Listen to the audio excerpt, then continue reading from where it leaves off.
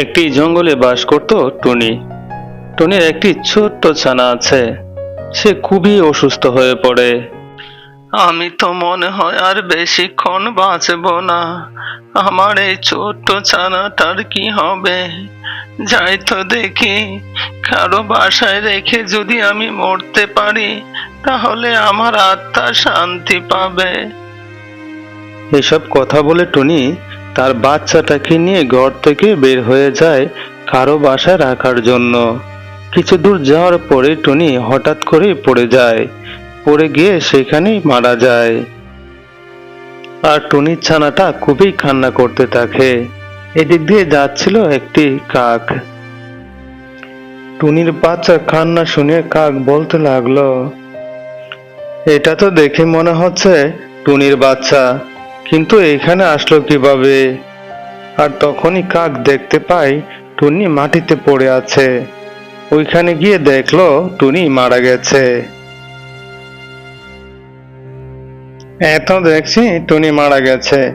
এখানে যদি টুনির বাচ্চাকে রেখে যায়, তাহলে তো এই বনে বাঘ আছে, সে এসে খেয়ে যাবে।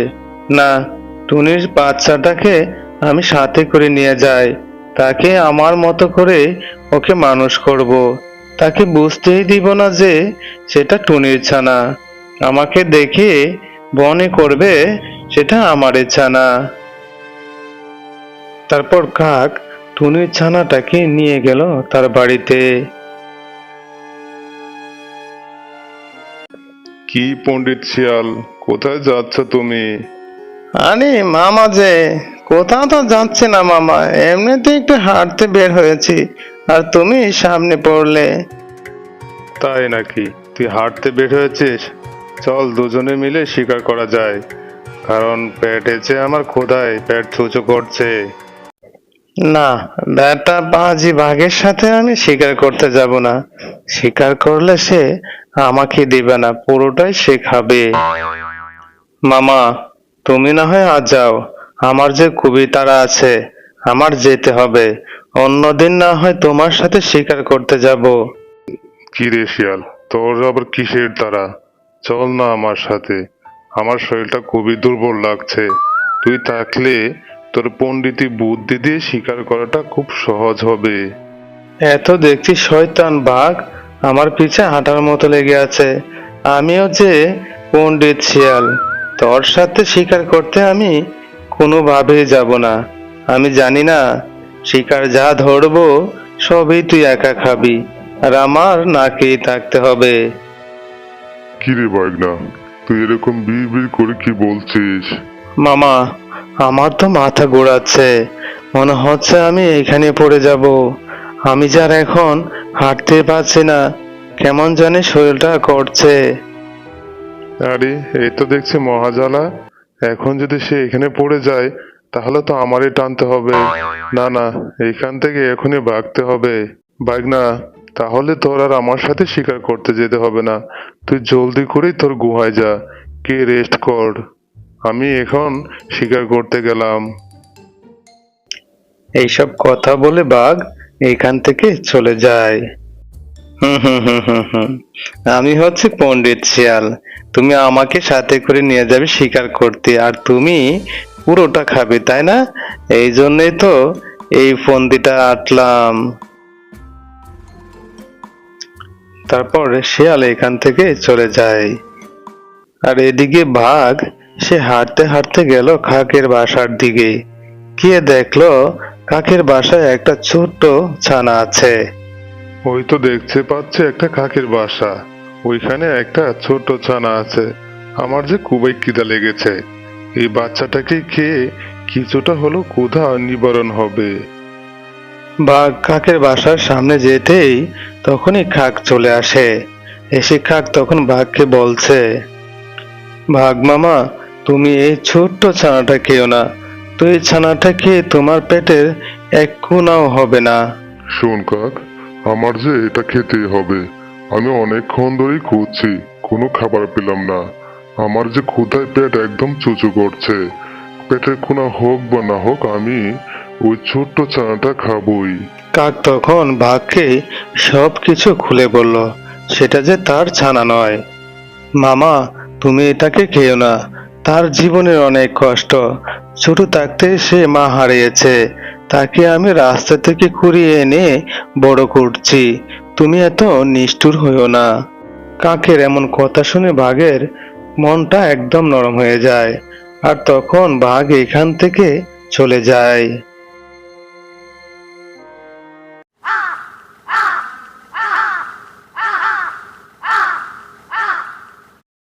পরের দিন সকালবেলা শিয়াল আসছে হাঁটতে হাঁটতে কাকের বাসার কাছে। এসে দেখতে পেল একটা ছোট্ট ছানা। আরে, এ তো দেখছি একটা পাখির ছানা। কচি পাখি খেতে কত যে মজা আর সুস্বাদু! যে না খেয়েছে সে কখনো বিশ্বাস করবে না। দেখে তো মনে হচ্ছে এটা একটা কাকের বাসা। কাক আসার আগে এইখান থেকে খেয়ে চলে যায়, যাতে দেখতে না পায়। তারপর শিয়াল ছোট্ট ছানাটাকে খেয়ে এখান থেকে চলে যায়। চলে যাওয়ার সময় রাস্তায় কাকের সাথে দেখা হয়ে যায়। তখন কাক শিয়ালকে বলছে, কি শিয়াল ভাইয়া, তুমি কোথায় যাচ্ছ? মনে হচ্ছে দেখে খুব তাড়া তোমার। আমি কেন দ্রুত হাঁটছি তুমি বাসা গেলেই বুঝতে পারবে কেন আমার এত তাড়া। হ্যাঁ রে কাক, আমার যে একটু তাড়া। বাঘ মামা আমাকে তলব করেছে তার গুহায় এখনই যাওয়ার জন্য। ঠিক আছে, তাহলে তুমি যাও, আমি আমার বাসায় গেলাম। এসব কথা বলে শিয়াল আর কাক এখান থেকে চলে যায়। কাক বাসায় এসে দেখে তার এই ছোট্ট ছানাটা নেই। আর তখন সে খুবই কান্না করতে থাকে। আর তখনই দেখতে পায় শিয়ালের পায়ের ছাপ।